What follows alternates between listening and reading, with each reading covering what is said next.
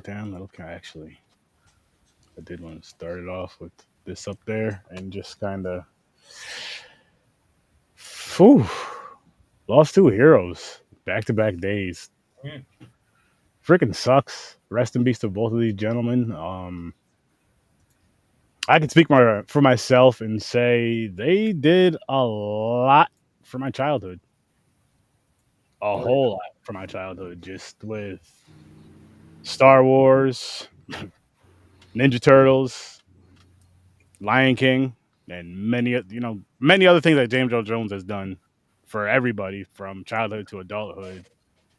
And it's like it's almost like for certain people, for certain we all know everybody's human, but for certain ones when they go, it's almost like holy shit, like they're really gone. Like it's almost Mhm. like losing Superman in a sense because Superman's a Mhm. comic. It's almost Well, yeah. like Imagine he's how we really felt when gone. Christopher Reeves died. Yeah. Yeah, I mean, it's the same. The thing about James Earl Jones and the other gentleman is who we were talking before is both of them have huge catalogs of work, but they both do something very few people get a chance to do, and that's to create a phenomena via their voice. yes, Mufasa, Vader, Splinter. That's why these are like because they're in the just the cultural in general. So yeah. mhm. That's Oh, awesome, Jamie. You got married on the 4th, May 4th. That's awesome. may the fourth be with you. Yes, Mhm. yes. But it really it really makes you think seeing the James Earl Jones passing. I'm just like, damn, man. And I Mhm. was just talking about like the Lion King, Mufasa, and how the original Lion King, from '94, is one of my favorite movies. And the more I watch it, even as an adult, you understand it more. Like It's a Greek tragedy. you understand it more, like from the fatherhood side of it. I don't want to get all deep Mhm. and all that. And then again, Splinter, same shit.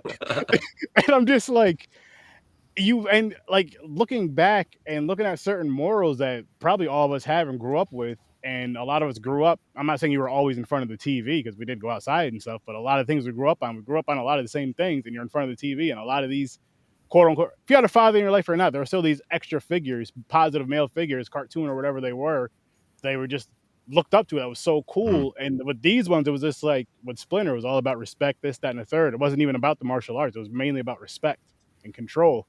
And you learn these things a little bit. You don't really pay attention to it as a kid, but then looking back, like right now as an adult, you're just like, holy shit. Like I was really learning when I was watching these cartoons all over the years. And now I'm like, damn, but fuck. But rest in peace to both of those gentlemen. Because Yeah. holy shit. Back to back damn days. 2024, what the fuck? Cat Williams, you were right about some shit. This is a wild fucking year. This is a wild year. And I'm just talking about that, not all the other nonsense going on.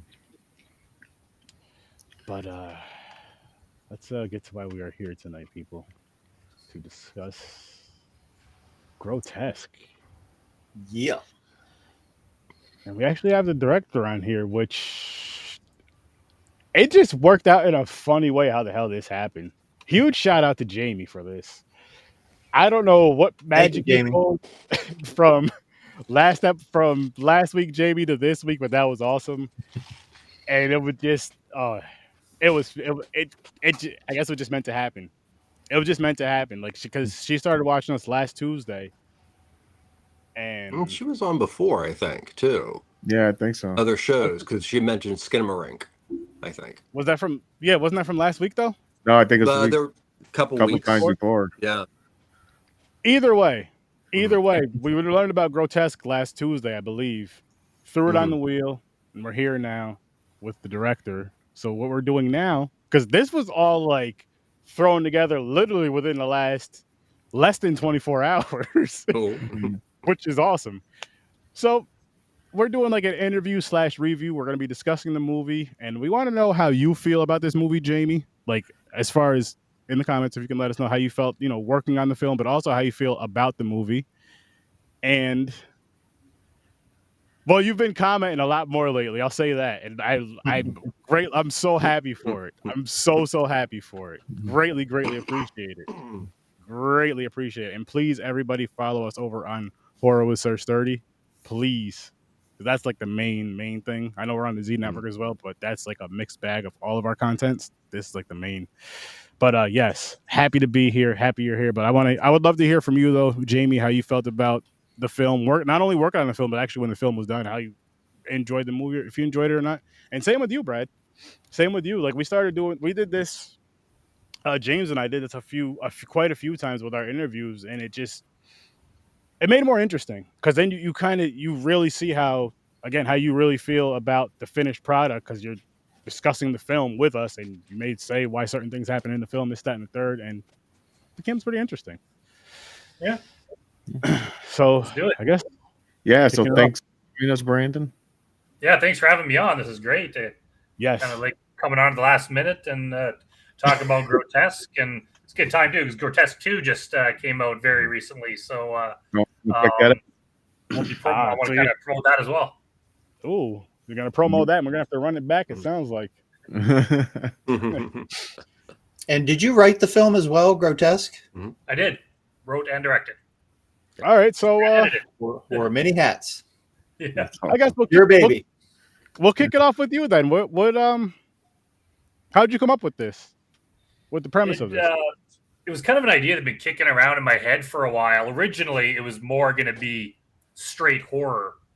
If you look back on, I think go on IMDb, like somewhere on the internet, you could find the original posters, the one where Mildred just has the bloody tape around her face, and you can tell it's not comedy; it's like a serious slasher.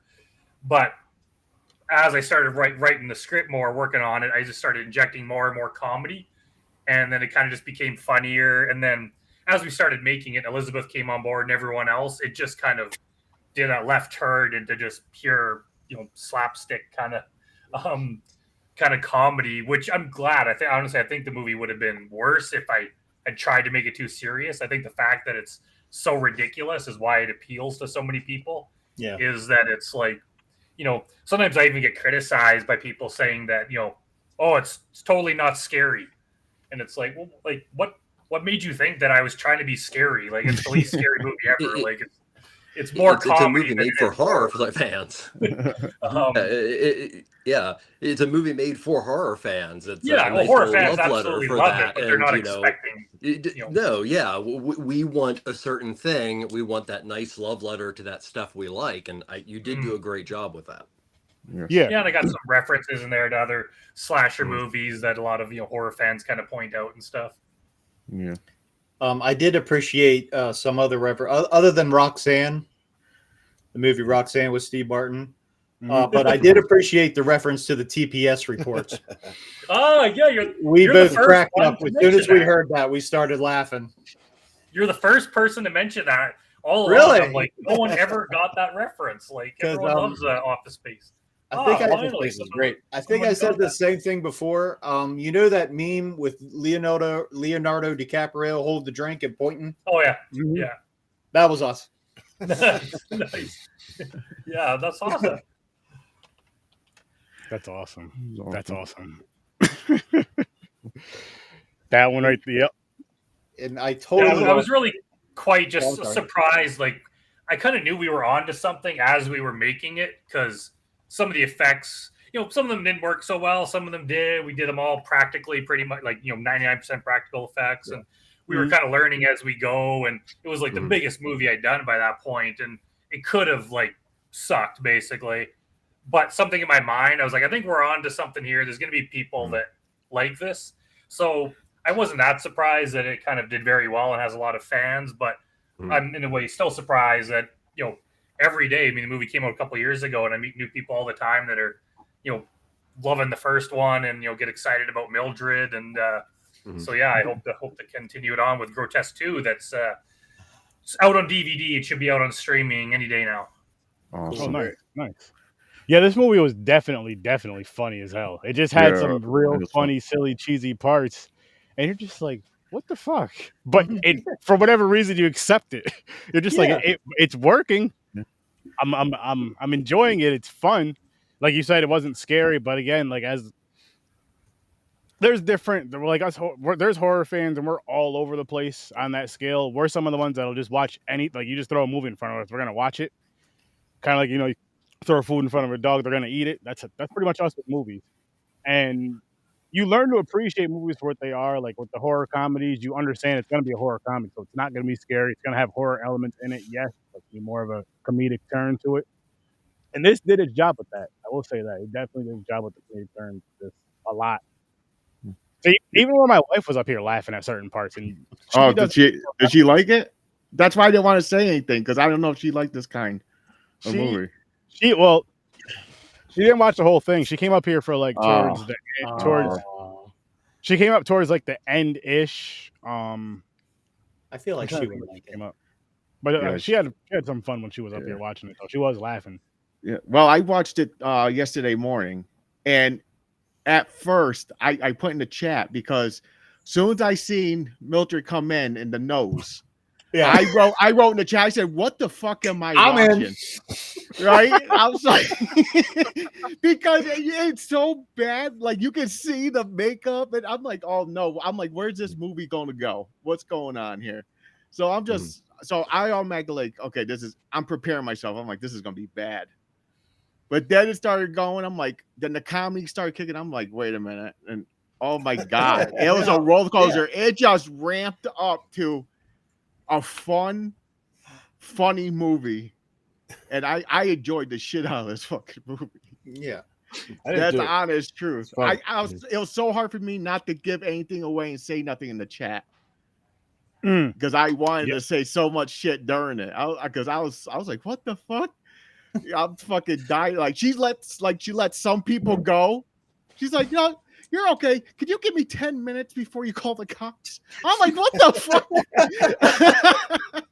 I'm like, what the hell's going on here? Or the one dude that she let go, and she was like, no, you can go ahead, you can keep partying or go back to whatever. He was like, can I just leave? She was like, yeah, go ahead. He left. He screamed out crying. I lost my damn mind. I was like, and in the back of my head, I'm like, she's letting him go. He could easily just go and call the cops. He could easily just knock her out, like easily. I don't know why nobody did. No one, but I'm like, hey, just call the police. And it's funny, man. But again, for the type of movie that it worked for that because it was supposed to happen that way. Of course, all the other shit happened. Well, slapstick, you suspend belief. So yeah. Oh yeah.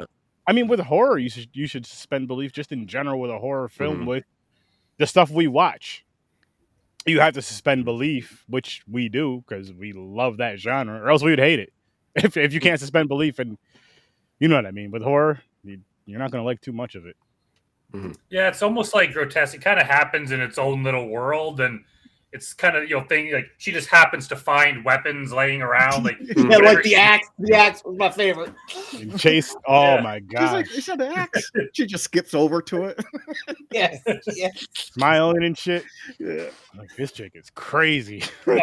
My kind of theory is that it's like once she starts killing people, once she starts doing like what she's meant to do with her life, it's like the universe just lays out everything in her path to make it happen. So it's so awesome. She's on the highway, needs a ride. Hey, she finds a ride. She exactly. needs an axe. There's an axe right there. She needs a fishing rod. There's a fishing rod right there. We continue a lot of those themes in the second one where weird coincidences just happen to fall into her lap. My favorite weapon was when she made the stick. And she killed the person, and it broke. She was like, she broke it. She was like, "Oh, I was hoping for more kills." She wanted more kills with it. The fact that like one whittling is not fun. Stabbing led to this whole thing was hilarious. It was oh my god, it was hilarious, ridiculous, hilarious, and it just again it did what it was supposed to do, which is give you the laughs with some fun, funny, silly kills. Like when she, when the dude's yelling at her and she's walking in the water, she trips in the water, she starts running, or she's running, jogging in the water. That part. And she rolls up on him with a strap on, told him to turn around and turn around. I was like, what the fuck? Tell us more about that part, Brandon. Yeah. That actually, funny enough, that came up at that was like a last minute thing. Like that wasn't even in like the final drafts of the script. Originally, it was just supposed to be her on the beach. It was like that scene was a bit later when she was at the camp. She was supposed to be like laying on the beach, like sun tanning, and then she's like, enjoying the sun or whatever, and then she's like, "Oh yeah, I'm supposed to be on a killing spree. What am I doing?" And then she goes back to killing. But where we were shooting, there was no beach there, like by the lake. So we had to shoot it somewhere else. And then Elizabeth, who plays Mildred, she's like, that scene where I'm just sitting there, like in a bikini, like it seems wasted because like there should be a kill there, but we didn't have any character. Like all the characters in the story had deaths already. So we're like, well, we could just make up a new character. But it's like, okay, well, how do we do that and have it make sense? And so we kind of brainstorm. And this is like we're in the middle of shooting the movie already. So we kind of decided, hey, what if like she's just at the beach and some guy's like catcalling her? And it's like, oh, hey, and then how would she die? And it's like, what's something that we could do that, because we didn't have a lot of money, we could do cheaply and quickly. And then also we came up with, what you see. But then it came a matter of like, okay, we need a dildo by tomorrow. So somebody wants to have this awkward conversation with the cast and crew to raise hands of who could get one. So luckily our art department telling your AD it's pagan day. So, yeah. They found it. Oh, man. That's hilarious. That's great, man.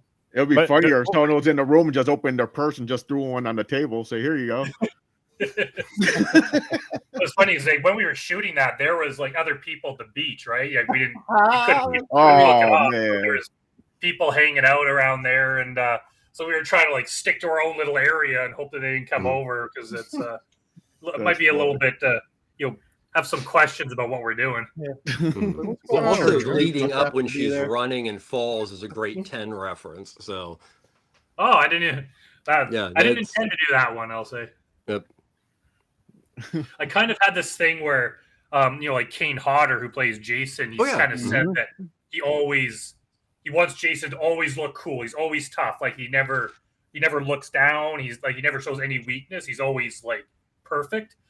Where I did the opposite with Mildred is like she's kind of awkward. She's trying to run and then she falls. Some of her kills don't work and she gets embarrassed. Like she's kind of like learning how to do this. So you'll see that in the second one too, where she just gets caught in these awkward situations where she's trying to kill someone and it kind of like backfires and doesn't work. So I think that's just kind of gives her charm where she's in the fight with the main villain woman and then she tries to do the kip up and then it doesn't work, and she's like, "That was supposed to look cooler." I feel for her. I'm perpetually clumsy too, so I can imagine going on a killing spree with me would be not a good idea. Well, this is one of the movies that I was rooting for the killer. I hated every one of those people. I was like, "Go Mildred, kill them all." Yeah, I think there's part of that in everyone where you would love to just lash out like that at everyone who's pissed you off in any way. But of course, you don't want to go to prison and you got to live life and you just can't do that. But it's fun to see someone else do that. Like just anyone in your history who's ever even looked at you wrong, you could just go back and just like kill them in the most horrific way. I think it's just something satisfying about seeing that kind of thing. And Mildred actually gets to do it.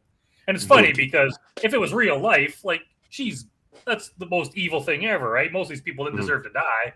But watching it in a movie, and then you cheer for her, so it kind of shows you've also done the whole revenge film on Overdrive, which is part of the fun of it. Because I mean, in a nutshell, that's what it is—a revenge film, and it's just you just take it and it just because your pacing is extraordinarily good too. I wanted to point that out.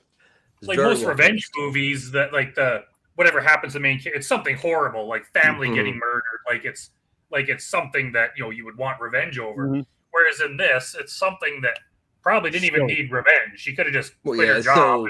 It's the opposite of the concept. You know what was funny about this though, and Jamie, I will get to your comments really quick right after this. Was like I'm watching this with my wife. She came up at I forgot what point she came up at. I think it was a little bit. Actually, shit. I was 33 minutes into the movie, so whatever that means. Because she asked me how long the movie was. I was like, "Oh, she'll be look, I'm 33 minutes in." But she was like, "This would be a girl's type of revenge." Like, remembered everything she's mad at and everybody she's pissed at. Because us guy, we're gonna forget anyway. One, we're gonna forget, and two, it's just like, listen, man, that's way too much strategy and work, and I got to go all the way across the street. Like, it could be your next door neighbor. Like, I got to go all the way over there and kill him. you know what, man? I'm just gonna go to sleep. I'm gonna eat some popcorn. I even forgot why I'm mad at her, but she remembered every single like they forgot who she was. What was it? Her third grade or first grade teacher? What? I forgot what teacher. Yeah, it that told was her, took her eyes out. Took her eyes out. But I do want to get to the comments because Jamie was talking grotesque. Just the combo was flowing. I couldn't pull away from that. But she did answer the first question I asked about, and she did enjoy the film and enjoyed working with you guys and all that, which is, I love hearing that. She mentioned she has the original poster. Oh, nice. And the crew would giggle, enjoy watching this film, which is always awesome to hear. There was a lot of laughing on that set. I was and just the entire theater was laughing. It looked like you guys were having a lot of fun. Like everyone just looked like they were having fun, and that comes off on screen. You can tell. Mm-hmm. Oh yeah, absolutely. So my question is, for movies like this, like for movies where it's a comedy in general, to where there's gonna be funny parts and funny things happen, especially when she's running, and because it's supposed to be like a sexy scene and she falls. That's fucking funny. And like, is there a lot of takes because of laughter, or are people like really good with that? Because I'm just thinking of myself. I laugh at you could ask these guys, especially if I'm high. I laugh at a lot of shit. Well, I shouldn't be high on set, I guess, but in general, I laugh at a lot of shit if it's funny. Our crew we're like very professional, so there's a lot of laughing, but I can't even remember a single time where we ruined a take because of laughing. It would usually be like, and cut, and then everyone would burst out laughing. And there was a few times, like some of the deaths, where we'd be like packing things with guts or brains or whatever, or the part where we drilled the guy's head. There were parts like that we were like laughing over because there was like no sound, and we were gonna add it in later. And it was a lot of fun, a lot of experimentation, and I'm kind of glad that we were. I wouldn't say like, just that we're low budget. Like there's almost less risk. Like if we were like a veteran film crew with like $100 million budget, like it would be way more serious, and then it becomes all business. Where I kind of like the fact that it's just like, part of it's like we're just hanging out making this horror movie, and we all act very professionally. Everyone's good at what they do, but it's so much fun doing it. So there was a lot of laughing, but there was I don't think there was any ruined takes because of laughing, because we didn't have a lot. I think we shot the entire movie in like 11 days. So we were like, everything. We would do we do a take, and if it's good, we'd go on to the next shot. And if we need to do it again, we would. Like that whole fight scene, like the epic fight scene at the end, we did that basically, I think, in one long take. I was like, I guess James Hastings would be on camera, and we just like, we're losing sunlight. It's like we got 20 minutes before the sun goes down, and we don't have any other time to do this. So like, we'd rehearse the fight. So it's like, go, and I'd be like, hey, do this. Now lay on the ground, do this, do that. And miraculously, even while we were shooting it, I was like, I'm going to get to the editing suite, and this is not going to work. And it's like, we cut it together, and it's like, holy crap, that's a good fight scene. Like, no one would ever guess that we winged that in like 15 minutes. You know what I could say? What you guys did with this film too, like for like a horror, for a horror comedy in the indie film, is it wasn't super long. Like it was like the perfect time to where I feel some people, I don't know if they do it just to feel like they have to cram in more story, just to cram in more. But you guys are like, look, it starts here, it ends here, that's it. And it's just one of those ones where it just works like that. And it's like, I think it makes the laughter better versus if you try to drag it out too much, it's kind of like, you dragged it out. Now it tails off. Yeah. I've gotten to be a pretty efficient editor over the years, which is hard. That's why they always say don't edit your own work, because you want all your work to be there. Whereas I've just kind of learned to like we cut out entire scenes that were in there that were good, but it's like it messes with the pacing, and I don't want there to be any boring parts. A lot of movies, like, they're good, but there's some parts that are boring, and they're the parts you fast forward through when you watch it a second or third time. I'm like, I don't want any of that. I want like every second to be good.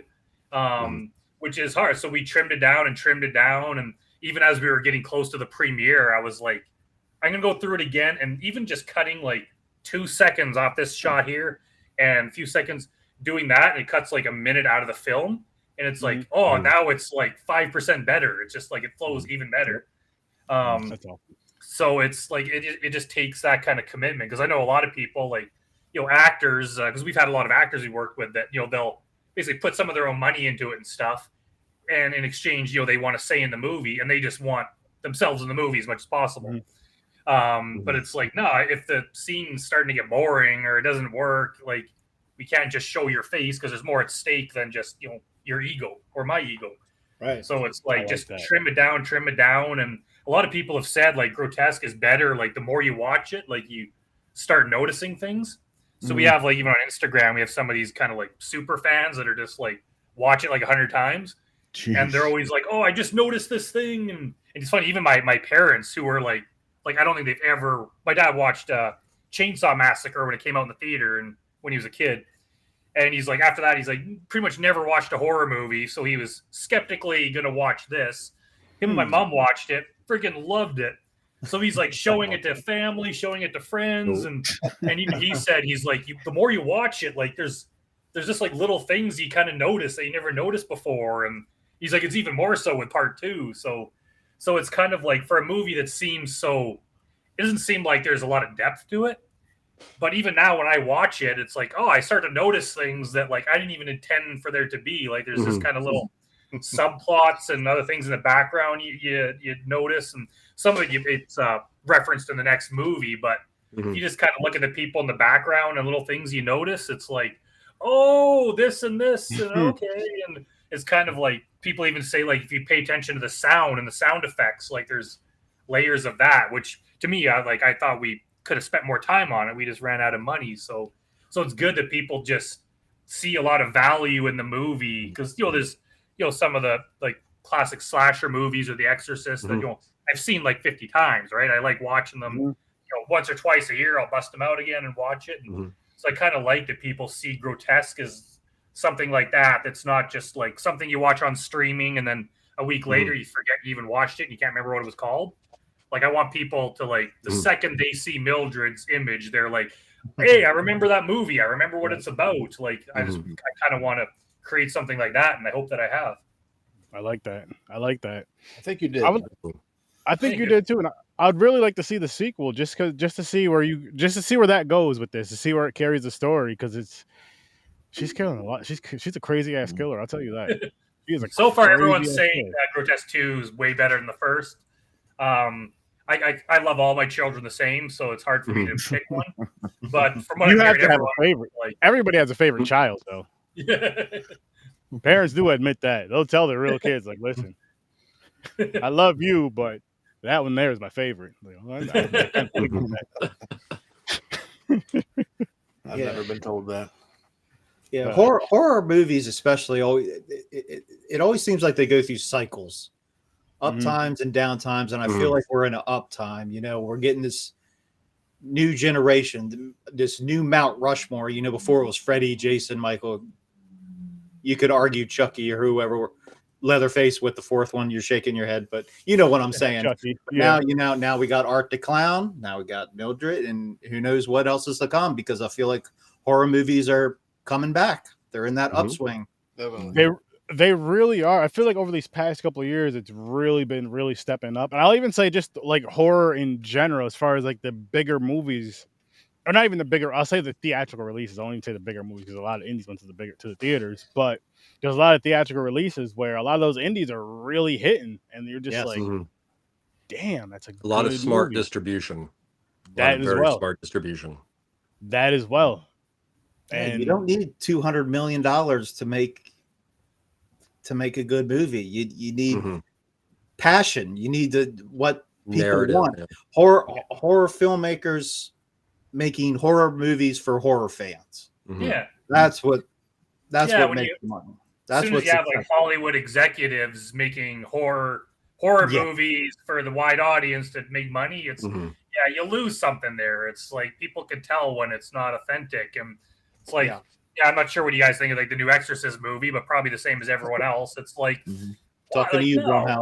It's like it's just that's not how horror is supposed to be. Horror is it's like something, and it's kind of like heavy. Same reason I like heavy metal music. That it has a very like hardcore fan base where it's not just popular music. Like some of it is very popular, but it's kind of like you're part of something cool. You're part of something that means something and needs to be protected.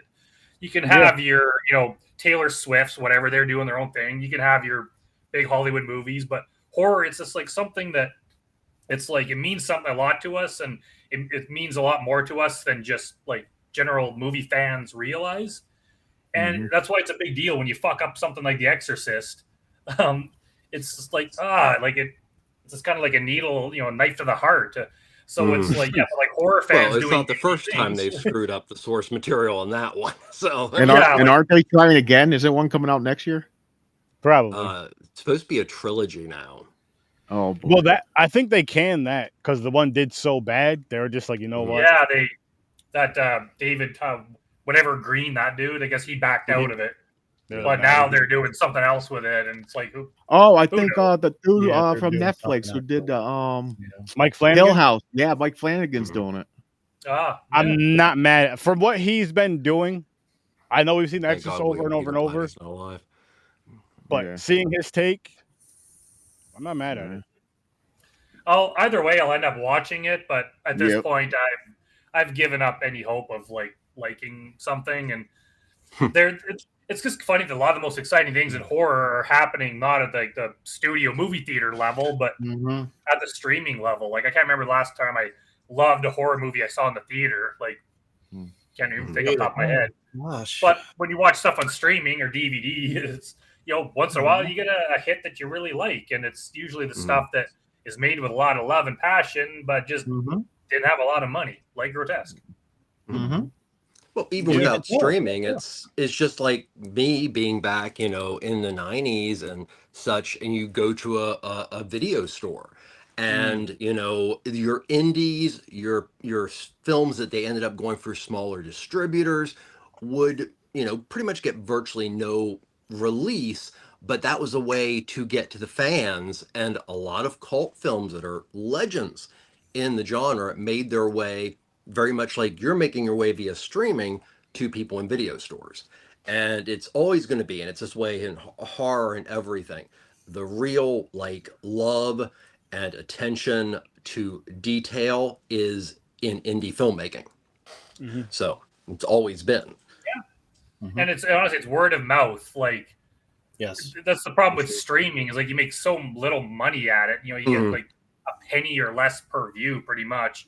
So you need and we made fairly decent money with Grotesque in a way, but you could have a million people watch it, and then it's well, it's not even enough to cover half the budget. It's you need to just constantly push it and sell DVDs and everything we're doing, but it's somehow the whole operation. It's not this movie. We have other I Am Haunted, my other series and stuff, that it's all of it together is kind of making enough money just to keep the whole operation going for one more month, and then things kind of fall into our plate, and we keep going, and it's I don't want to stop, but it's just some people love our stuff, and we're gonna keep going as long as people keep watching it.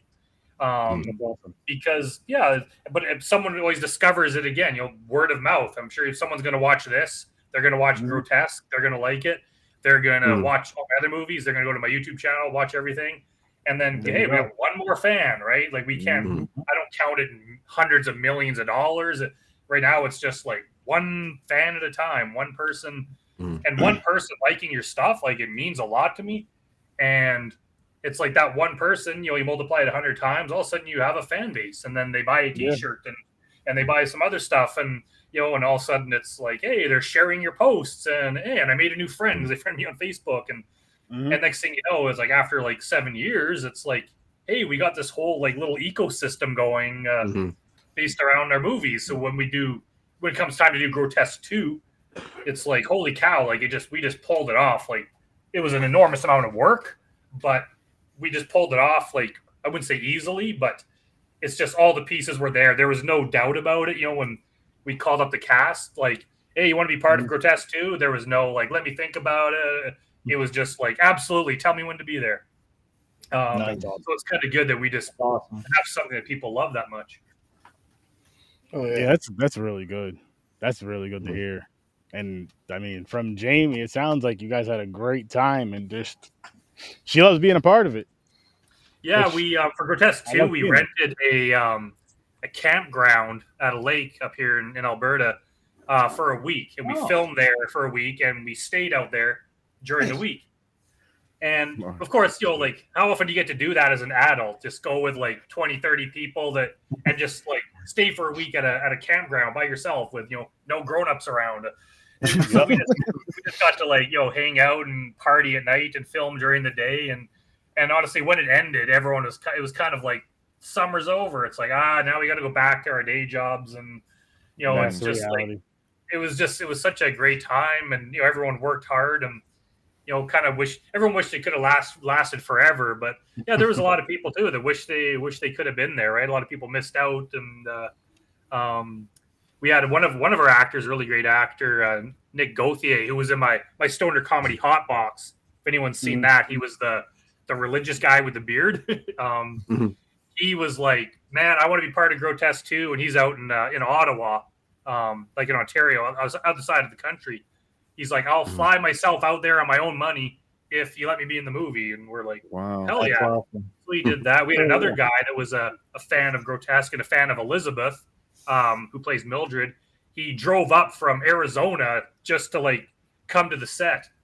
And we're like, his name is Jeff Scott. He's actually a really good actor too. And we're like, all right, well, we'll write you a scene in the movie. So he gets a death scene that we kind of came up with at the last minute. But, people are willing to drive from like, days worth of driving away just to be part of Grotesque. So I think that speaks a lot to what we've created.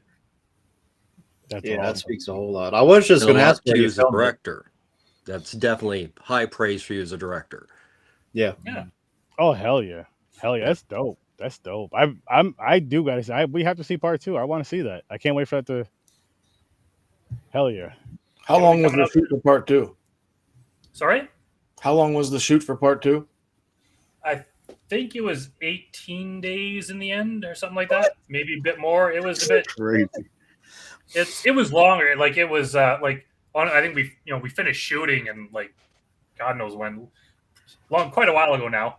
But yeah, I'm still like exhausted from it. It's just like it was just a lot of work and just I basically do like all the editing and stuff myself too. So I just worked so hard at it to do the premiere. It was exhausting, but yeah, we were like, like I've had other filmmakers like want meetings with me to like figure out how do you film so much and make it look like basically so good for so little money and so quickly. And it's like we just I don't know.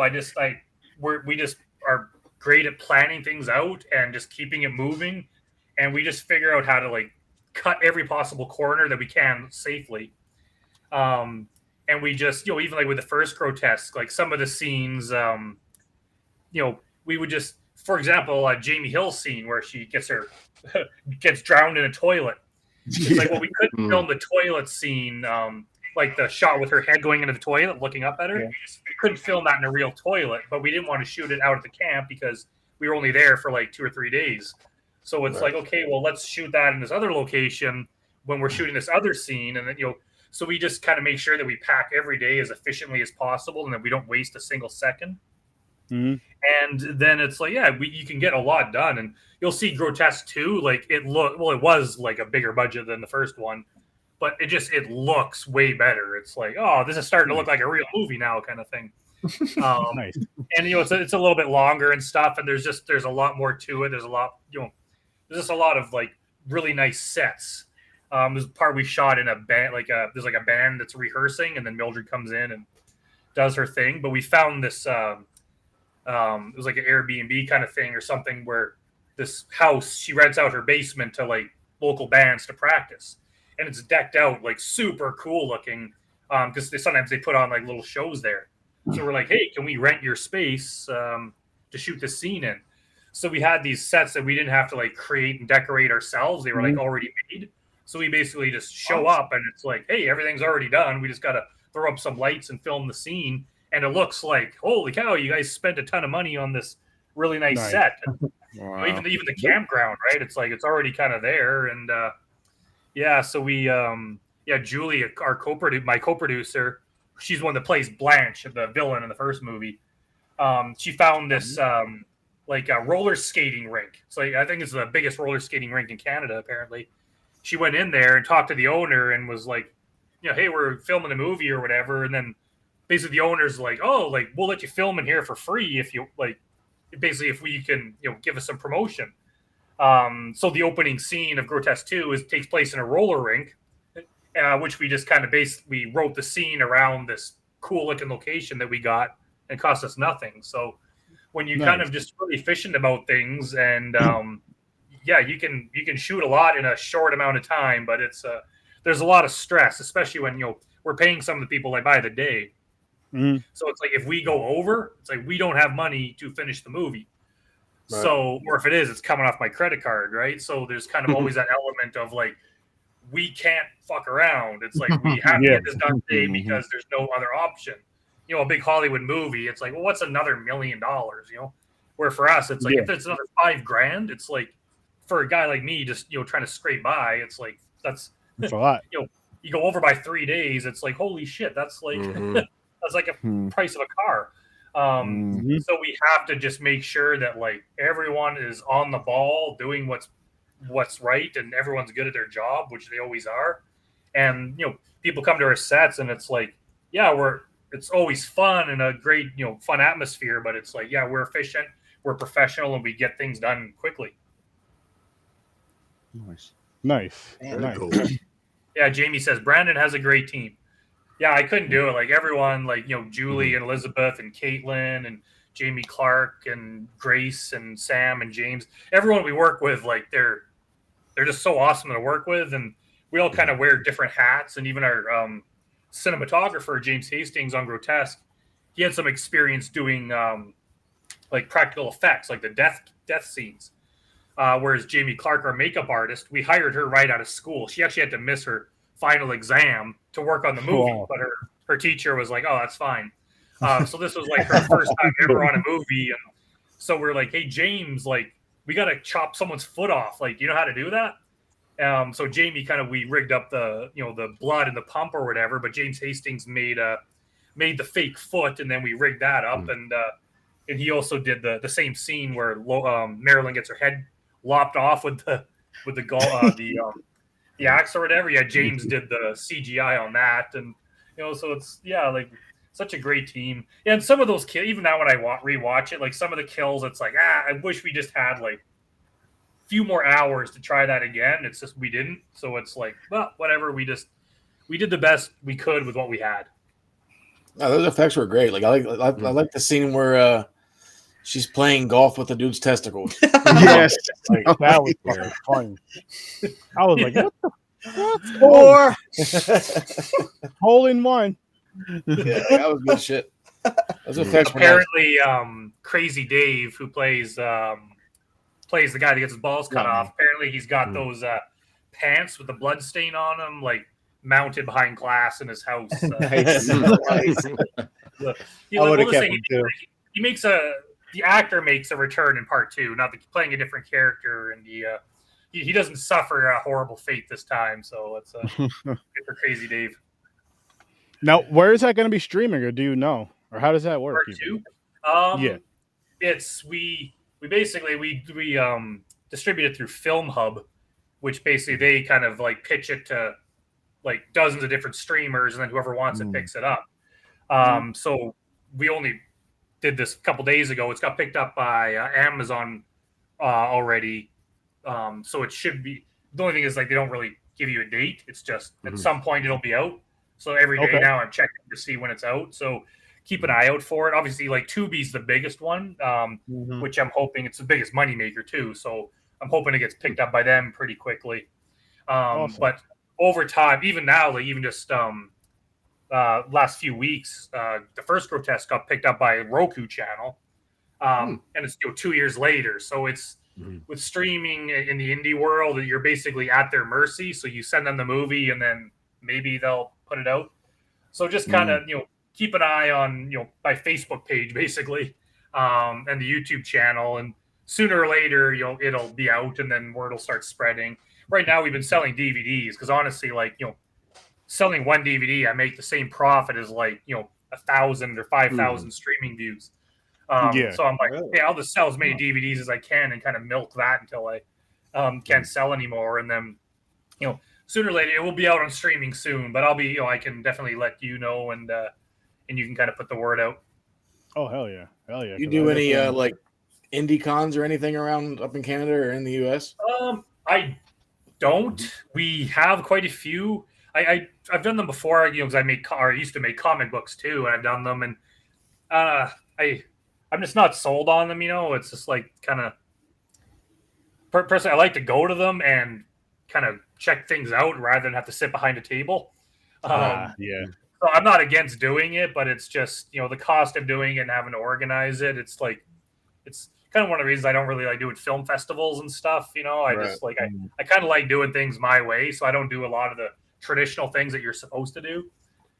So I mean, I'm not saying I wouldn't do it, but I would rather just go to the con and enjoy as yourself, a fan rather than as a guy trying to sell stuff. But yeah, I mean, we do a lot of promotion. We do a lot of these podcasts. Like, I'm always promoting it in some sort of a way. So a lot of times I just rely on word of mouth and people like you guys just to watch it and kind of help me get the word out. Yeah. Oh, nice. You go to the conventions? Nice. Oh, very cool. They're fun as hell. I'm both. I like being on both sides of the table. I'm not gonna lie to you. As a podcaster / content creator, or just as a fan, just going around. It's because I do get what you mean though. It does feel good, but you don't have to worry about a table, worry about anything at your table. You could just walk around, be free. It's like, oh shit, you know what? I want to go back. If it's a con, you're away, you're at a hotel. It's not too. You know what? I'm gonna go to the room for a little bit, then I'll come back and walk around. You don't have to worry about. For me, my podcast equipment, like I know people leave shit at their table. I don't leave that at my table. Right? No. It's kind of how I feel now. Whenever you have us on your show, like I can just chill back. I ain't got to touch the mouse. I ain't got to click on nothing.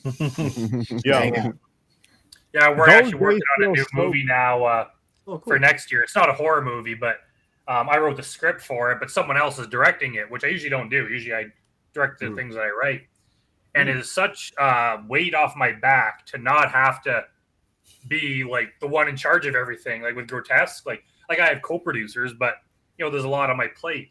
Whereas now it feels great that it's like I can just write the movie and I can kind of hang out and participate, but I'm not the one responsible for all the everything done. So that feels kind of good. So we'll see when Grotesque 3, if we ever get around to doing that. We'll see whether or not I'll direct it, but maybe by then I would have forgotten how hard part 2 was, and then I'll kind of want to jump in again. Hey, there's nothing wrong with that. But now that you mention it, I think it'd be cool if we go to one of those horror shows and we have Elizabeth there, like in costume. I think that would attract a lot of people. There you go. Doing stuff like that. But Jamie wants to be a villain in one of your horror movies now. Brandon needs to write me in as a scary character now. No more nice. Actually, funny enough, like in her character Nina in the first movie, originally, like she didn't do much. She was just kind of like kind of one of the good guys. Like she was there. I think she had like one line or something. And then I was like, oh, Jamie's been in a bunch of my things. Maybe I should, like give her a bigger role. So we expanded her character. We kind of gave her this, she has a little bit of a character arc now where she was kind of the one that everyone made fun of before Mildred started working there. And then as soon as like Mildred came, all of a sudden Jamie moved up a notch. And all of a sudden she became one of like the bitches that's like, pick on the new girl because I'm no longer the new girl. So all of a sudden she's trying to suck up to like, Blanche and her, minions. Her posse. And then she pays the price for it by getting drowned in a toilet. It happens. It happens. It happens. There you go. Shit happens. Oh man, this was definitely fun. I definitely want to do this again though, man. I definitely want to have you on again for this. This was a good time. Yeah, after Grotesque 2 comes out, by all means, I'd love to hear your thoughts on that because it's it's the same but it's different. It's so far been very good reviews, but really we've only had the handful of people have watched it on DVD, and then the people that went to the 2 screenings we've had. So it really hasn't hit worldwide yet. So I'm kind of interested to see, see what the world at large thinks of it. There you go, man. There you go. You gotta get the word out there. Let people know. Go check out this movie because it's fun. It's fun. I can't wait to check out the sequel. Fun. Yeah, same here. Bless you for keeping physical media alive. Yes. Yes. Yes. Definitely there with you. Yeah, where can people get your DVDs from? Basically send me an email, and if you pay by PayPal, and and then I will mail it to you with an autograph if you request it. Oh, yeah, all my movies are available for sale. So yeah, if you want, I'll send you my or I guess you have my email address. So yeah, if you want it, they're $25 including shipping, Okay. and then give me your address and I'll mail it to you. Awesome. Boom. I'm down. Yeah. There you go. I'll get that off you, Sturdy. If you want to Yes, send sir. it to me later. I'll connect you guys after this episode. I got you guys. You already know how this goes. You already know how this rolls, guys. But we are going to kind of wrap this up. Are we gonna rate this? Yes, you're right, James. What's your rating, James? I had a lot of fun with it. I'm going to give this an 8. Okay. Trevor? It was very much a lot of fun. A lot of amazing references to Canadian horror cinema alone, because of course Canada is, when it comes down to it, Black Christmas is still the original slasher. So it was a lot of fun. I definitely liked the humor element. The pacing was very good. So I'll give it a 7. 7. How about you, Dave? Me, a lot of fun. I needed this movie at the time I watched it, and to know that you filmed it in Canada, because I'm a huge Bret Hart mark, I gave you an 8.5. Oh, Bret Hart. The Bret Hart. The hitman, Bret Hart, man. Best I never say 10. I don't think I've ever given a movie a 10 out of 10. Just throw that out. I wouldn't even give it a 10, and I made it. So no hard feelings. I definitely give it an 8. Like, it definitely is up there with all the other just fun, silly horror movies I've seen back in the day, like Bad Taste, stuff like that. It has that element like Killer Nerd. Just fun movies. Killer Nerd. There you go. Trauma-ish. There's definitely like a trauma feel. Yeah. Yeah. Yeah, actually, I did a podcast a couple weeks ago where they were comparing it to trauma movies, and I was like, I can kind of see how that vibe. Yeah, I can see how it could fit in there. Yeah, Brandon, I gave it a 7 as well. Smoke. I'm not blowing smoke, Brandon. I really mean that. I needed this movie today.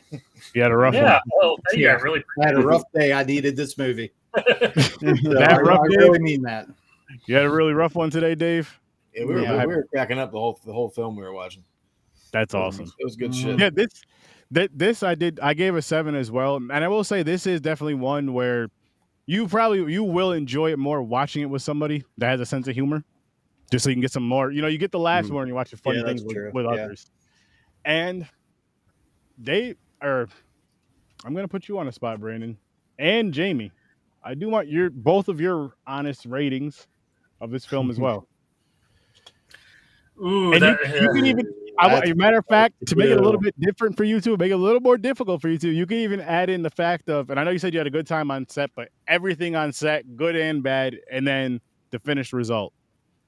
And if you need a couple minutes to think about it, I'd have to say it's kind of hard to I want to give it a good rating, but I'd say like 7.5, just because I know what it could have been, right?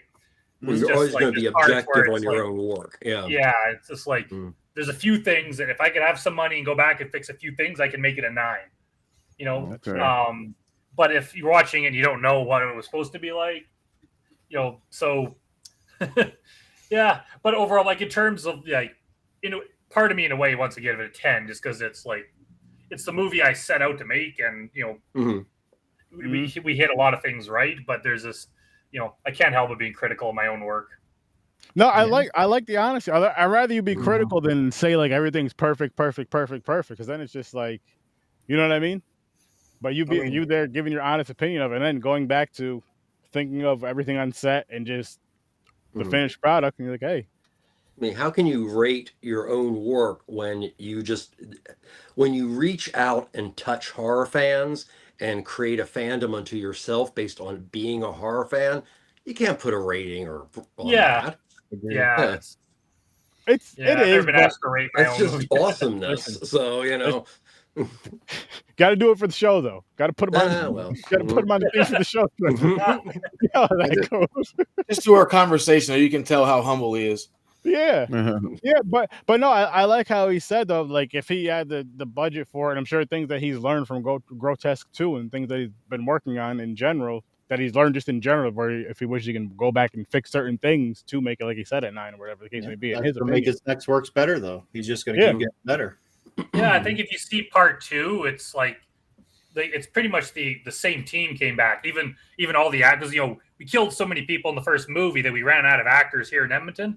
So pretty much everyone for part 1 comes back in part 2. Oh shit, we killed everybody. So yeah, so if you watch part 2, you'll be like, hey, that's the guy that got his head cut off in the first one. And, maybe there won't be a part 3. Kill them all everybody. JB gave it a 7. And 7. She's saying part 2 is an 8.5. Oh, damn! No, I'm excited for part 2 now. Same here. Yeah, Same here. Mm-hmm.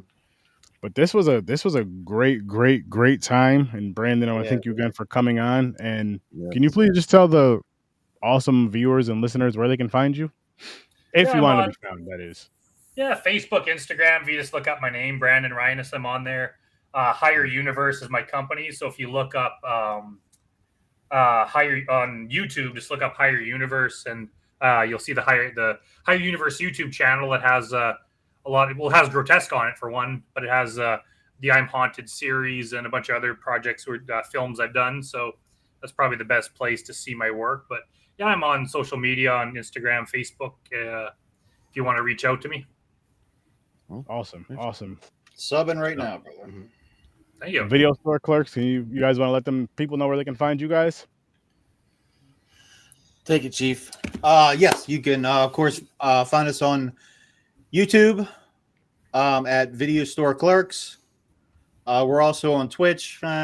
Twitch is more or less a backup in case our YouTube channel gets a copyright strike. Spanking. But you can find us on Facebook as well. Video Store Clerks Podcast. We're around. Yes, they are. And Trevor, you want to let the people know where they can find you? Yep. ambassadorradio.org. I want to apologize. We've been a little stagnant, but there's reasoning for that, hopefully in the future. But from there, you can follow all of our socials, YouTube, and that's just ambassadorradio.org. James, you want to tell them about Popcorn and Pints? Popcorn Pints, Saturday, 9 p.m. Eastern Time. We are reviewing Lost World, the remake with Will Ferrell, and Jurassic Unit. Was that one called? Do you remember? I don't know. Some other dinosaur shit. Some other dinosaur. It's like Jurassic Galaxy. That needs to be a movie. It should be some other dinosaur shit. If it's not a movie, it needs to be. Yeah. So yeah, it's dinosaur weekend. So you said what? Land of the Lost and some dinosaur movie. There you it's go. Like Tammy and the T-Rex again. No. I haven't seen that yet, but I want to. You gotta, Oh, I'm gonna. But before we go, yes, that one's painful. Before we go, we will be back Thursday, 8:00 Eastern Time, to talk about The Cannibal Man, and then I'll be back around midnight Friday to talk a little Death Proof, which is nice.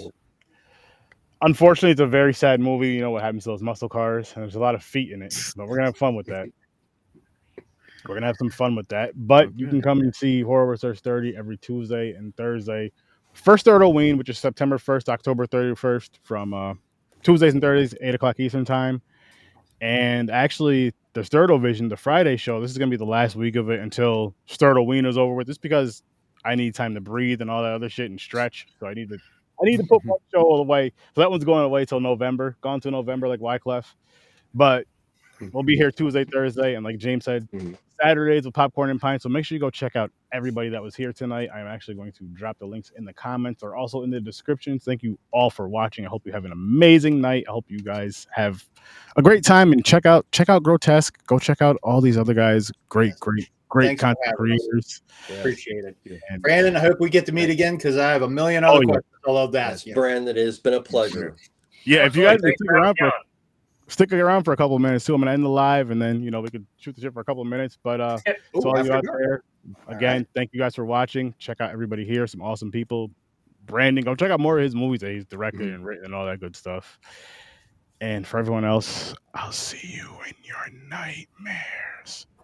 And rest in peace. And damn, our childhood took a rough hit this week, but we got some cool movies to watch. We're gonna go back and watch some of those movies. Like I'm probably gonna watch The Lion King tomorrow, honestly. With that said,